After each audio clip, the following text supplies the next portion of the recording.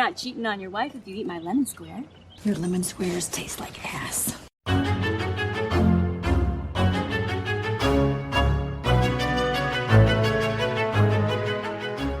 Okay, welcome back to Horror Queers. We are delighted to be speaking with the author of House of Psychotic Women, Kier-La Janisse. How are you doing, Kayla?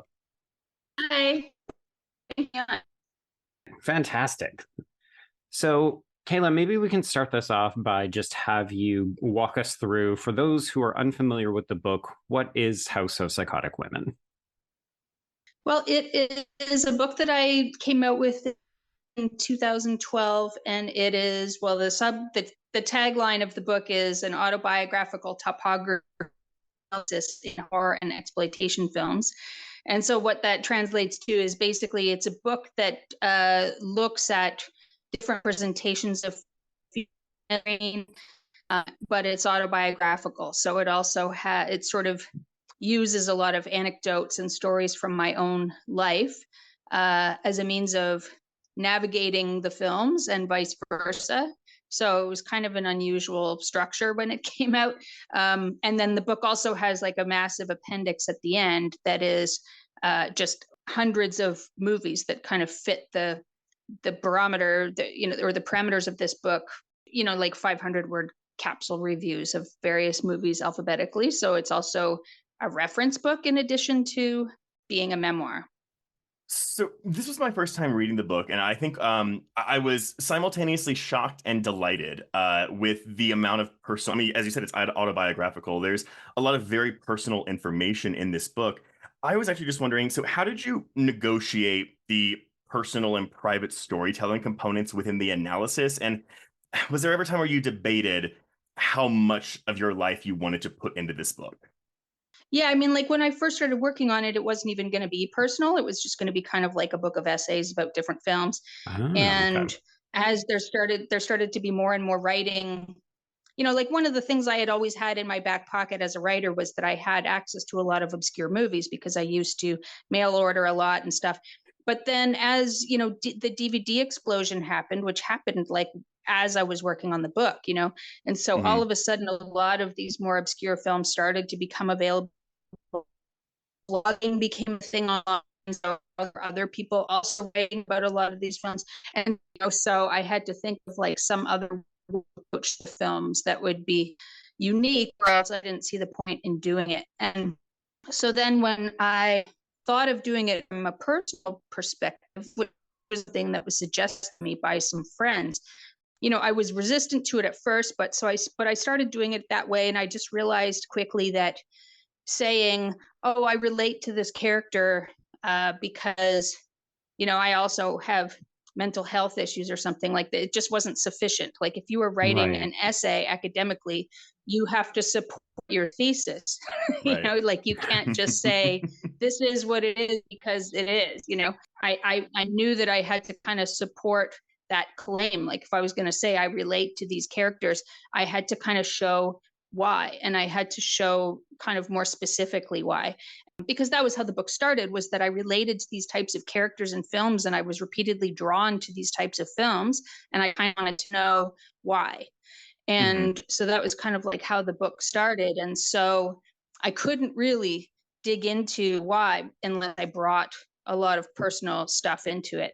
And when I first sent it to my publisher, I was really worried that he would reject it, because when we had first started talking about me doing the book, it was supposed to be a book of essays about the movies. Like there was never any talk about there being a personal aspect to it.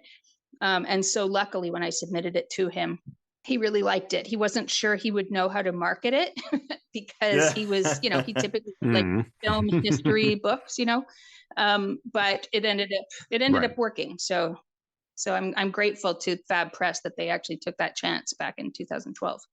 So can you tell us what the initial reception was like for the book? Because you're right, it is very distinct and unique compared to what a lot of other texts are doing. So how was it received when it first came out? And then can you tell us how that has changed over the years? When it was first received, it was really only in the horror press, like it was kind of, it would get reviews from blogs and from occasionally bigger horror press, but it was still very much limited to the genre world. But it was all positive. I did read a few bad reviews, and most of them I agree with everything that they had a problem with. But our faces are like, no. The book is great, and those people are wrong.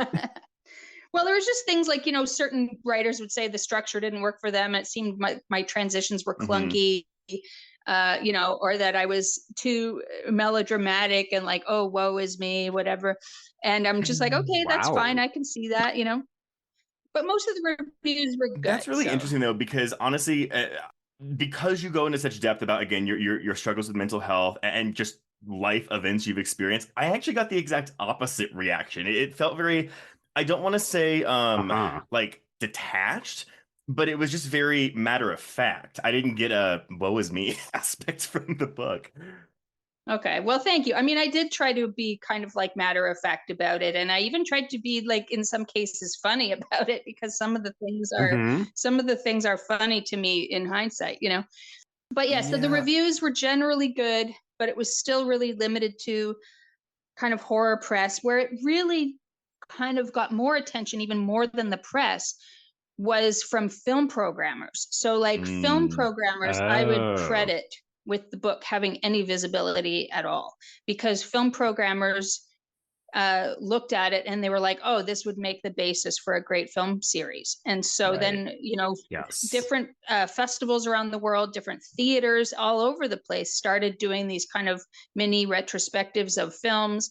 And they had like 200 films they could pick from in the book at the time. So they had great fun choosing which films they would play. So all the programs were different from each other. But that was really how the book got any visibility, was because film programmers started doing these series that were called like House of Psychotic Women film series. And they would invite me to come there and sell the books, So that was more how it got into the public consciousness, I think, than from the actual press, because it didn't really get that much press. It was not nominated for even a Rondo, So it wasn't really that visible. And I think the first kind of crossover mainstream press I got was in like 2016, when like the LA Review of Books wrote about it. Yeah, it wasn't written about the way that, books tend to be reviewed by the book section of the paper or the magazine or whatever. It was really not the sort of literature departments of these organizations that were looking at my book at all. So what, because we're doing the 10-year anniversary of this, outside of that monumentous occasion, what made you want to come back and update this text? I think it was really that there were so many movies in the last 10 years that fit, the categorization of the book, and because there's 100 new movies that I added to the new edition, but I could have easily added 100 more if I'd had more time to write, Right. There were so many made in the last 10 years that it was almost like there were as many as there had been in the entire history of cinema, like up to that point, And then not only that, but there was way more that were directed by women. And so I thought that was important to acknowledge too, because, like a lot of the films in the book are directed by men, and that's not a disparagement at all. Obviously, I relate deeply to these films, and that's why I was writing about them, But I wanted to see what does a female director or writer bring to this, like in terms of like, is there a different perspective? And I definitely feel like there is more of there's definitely more stories about like female interiority, where it's really just like what a woman goes through in her own mind and the kind of like daily hostilities she has to navigate through. And, you do get a slightly different perspective when it's coming from a woman. And there was, I just wanted to acknowledge that, there was for a long time men telling these stories of women having a nervous breakdown. And now there were women telling those stories about themselves. And so obviously they're bringing a different experience to it. And so I felt like the 10th anniversary was kind of a good excuse to kind of bring some of those movies into the book. I was actually, just looking at just the kind of landscape over the past 10 years, I was wondering if you thought the Me Too movement affected how the book has maybe been received, or like, as you said, like female interiority, like they're kind of like more open to these concepts. And getting female directed films about this. Mm-hmm. I mean, I think in terms of there being more opportunities and visibility for female directors, like that's definitely been a positive outcome of Me Too, and hopefully it will continue. But I think I don't know, I'm trying to think I honestly don't think it's like Me Too that made women start making these types of films. Right. You know, because there's a lot of women I know who like just want to direct action movies and westerns and stuff, you know. Sure. But I think it was, I definitely got a lot of women who wrote to me over the years and said that they wanted to make the kind of movie that was in my book, you know, like that they actually had read the book and had started thinking about an idea for a movie because of all the types of films that are in my book. And they were just like, you know, I really like these kinds of films too. And I want to make a film like this, you know, like somebody like Jill Gevarzigian, who made The Stylist, you know, is one of these people that sort of let me know that the book had been really important to her. So I think that in some ways the book did galvanize things. Like it sort of created an umbrella. It created a framework that a lot of directors, you know, and male directors too, you know, could look at and be like, yes, I want one of my films to be in that canon, you know. Right. Yeah. So you've talked about how there have been so many new movies that you could have included over these last 10 years, and how, you know, had you had more time, you would have included some of them. But you've also said that horror and exploitation subtitle has kind of like held back the inclusion of other films that you might have considered. Would you ever consider dropping that subtitle and then republishing it with different titles, or would that just be a completely separate book that you might consider pursuing in the future? I mean, I actually considered it even for this edition, you know, like I considered dropping that, you know, but then the problem would be that there'd be 300 horror movies and 20 non-horror movies, and it would be unfairly balanced, you know. So I thought, okay, it's definitely the kind of thing, if it were to happen, it would have to happen in the future, and it would take like much more work, much more writing, much more research, so that it actually is balanced and it isn't just mostly horror movies. But at the same time, you know, it's sort of like, okay, I've done 2 editions of this book now, and there's other writers who are kind of working in this realm, you know, who are dealing with mental health issues and horror and feminism and all this stuff. And so in some ways I think, well, maybe one of those writers should have the opportunity to do that book, you know, instead of me, and I'll go do something else. So kind of a spin-off question of that, because you mentioned in the foreword, you know, about like, you know, what you updated in the book. Pretty much it was all in the appendix, and you didn't add any extra text to the actual book portion itself. But you do mention some things that have happened to you in the past 10 years, some of your experiences. And I was wondering if there was a reason why you didn't decide to include those things, like the events of your life of the past 10 years, and link those to films that you were adding in the appendix. I mean, part of it was because when you write a book as personal as this, there are good and bad things that happen because of it. You know, like there are good things in the sense that other people come up to you and they say that it really affected them and really resonated with them, and it helped them through something difficult, you know. And so there's good things that come out of it. There's opportunities that come out of it, but there's also opportunities for other people to manipulate you and to use some of those personal things against you. And, you know, like I had hateful emails from total strangers and stuff. And I had some bad stuff happen that I just was like, I didn't want to put myself out there anymore, unfortunately. Very fair. That is unfortunate, actually. But nevertheless, I do appreciate everything that you have put in this book, because I think it's very, very important and necessary. Thank you. Yeah, we find your candidness and your sort of willingness to be open about things. It's not just that it helps to like contextualize or even frame some of these movies, but it allows a more personal entry point for audiences, like readers, to say, oh, you know what, I wouldn't have been interested in this rape revenge film, or no, I don't want to watch this obscure foreign film. But you know, when you can kind of see where it's intersecting with a real person, that makes it more like, oh, I kind of do want to seek that out now. Well, it's also normalizing. Yeah. Yeah. Okay, we've got a couple questions left and then we'll let you fly free. But we were wondering, do you see this book at all intersecting with Woodlands' Dark and Days Bewitched, your award-winning folk horror documentary? And then our sort of follow-up to that is, you mentioned, film programmers do a lot of bits related to the book. Would you ever consider doing a documentary on like House of Psychotic Women and like programming a giant box set so that we could all just gobble it up? Well, I think like for folk horror, I don't see a lot of intersection other than the depth of research. Mhm. Okay. So for me with the folk horror film, it was definitely important to have a lot of titles represented in the film and have a lot of obscure things that maybe people hadn't heard of that they could try to seek out. But it was also very important to me that the film not just be listy, and that Right. that we actually ask questions like, why is this like this? Where does this come from? What effect does this have?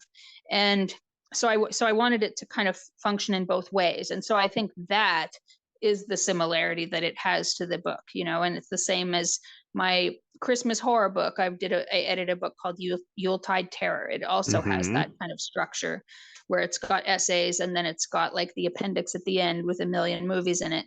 And so that is a structure I like because I feel like it kind of hits a couple of different pleasure centers for people reading it or whatever. But then in terms of House of Psychotic Women, like making a documentary like Woodlands Dark and Days Bewitched, I don't know that I want to do it because for me, House of Psychotic Women is so connected to the personal stuff, it isn't just about the movies. And so I have actually pitched it as a series, but I've pitched it as a narrative series. Okay. Everyone has rejected it. It's been optioned by a few companies that have let the option expire and not done anything with it. But I feel like it's kind of run its course. So like all kinds of other shows and films and everything that are out now that are doing kind of the similar things to what was in the pitch that I had prepared originally. And now I feel like the show that I had planned would seem totally derivative of all these other shows. So I have kind of lost my enthusiasm for it. But I mean, I would be on board if somebody else wanted to make like a House of Psychotic Women movie or series or whatever, like I'm open to hearing people's ideas. I think I'm just sort of done with trying to do anything with it. I mean, very fair.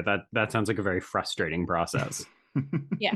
And then, I mean, as far as releasing movies with it, Severin Films did release a box set of like 4 movies that were kind of rarities from the book. And obviously, if that box set does okay, maybe they'll do another one, but it all depends on like if people buy the first one. Right. Yeah. But also a lot of the films in the book are owned by other companies, they're out from other companies. So it's not as simple as just picking all the movies you want and putting them in a box set, like a lot of them are owned by other people who have their own plans for them. So, yeah.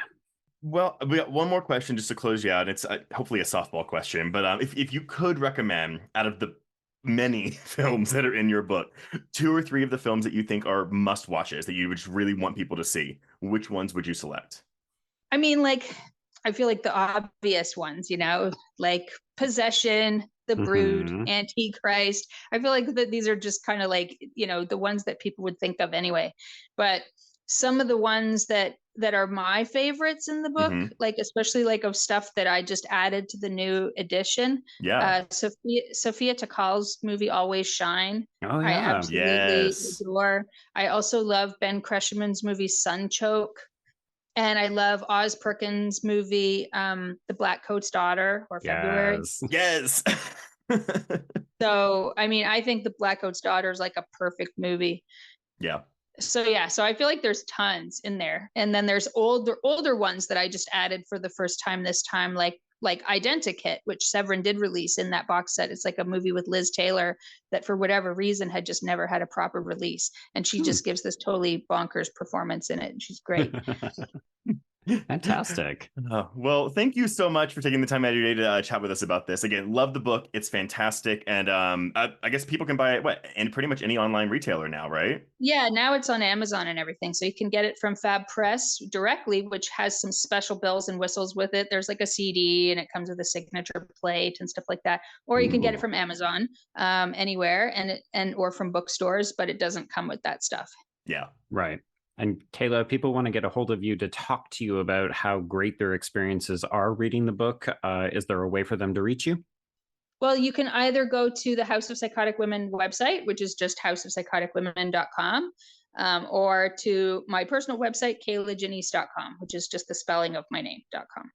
Fantastic. We'll be sure to link to both of those. Mm-hmm. Okay. Well, thanks so much for talking with us today. And safe travels. No problem. Thank you so much. Yeah, and have a safe trip. All right. Thank Bye. you. Bye. Mm-hmm.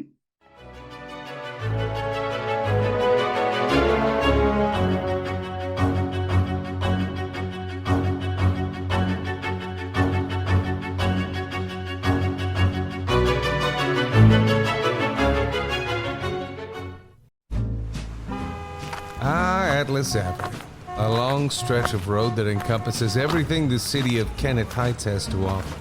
Neon lights, traffic, crime, the hustle and bustle of everyday life, and the craziest of characters. My office was above it all. My name is James Locke, and I'm a PI. Hello, Mr. J. How the hell you doing today? Good, Edith. Nearly every year I have a new case. New people to meet, new clues to discover, and new problems to solve. But I do it the old-fashioned way. No technology. Nothing post-1950. Hell, I don't even listen to podcasts, but you should. Atlas Avenue Beat is a spoof of the film noir genre with goofy characters, tons of wordplay, and non-stop raunchy humor. There's also 3 whole seasons out right now with more on the way. Just search for Atlas Avenue Beat wherever you listen to podcasts or visit us online at bloody.fm. Hello, I'm Shelby Scott, the host of Scare You to Sleep, a podcast where I tell you spooky bedtime stories full of creepy sound effects and music that is soothing yet unsettling to help immerse you into a world of horror. This is a show for those of us who have realized horror can be a strange but relaxing escape from reality. Speaking of escapes, sometimes I lead you through guided nightmares, like a guided meditation, but instead of flowery meadows, I take you on a journey through your own personal nightmare. So come get lost in the terror with me. Listen to Scare You to Sleep wherever you listen to podcasts, or find us online at bloody.fm. Sweet screams.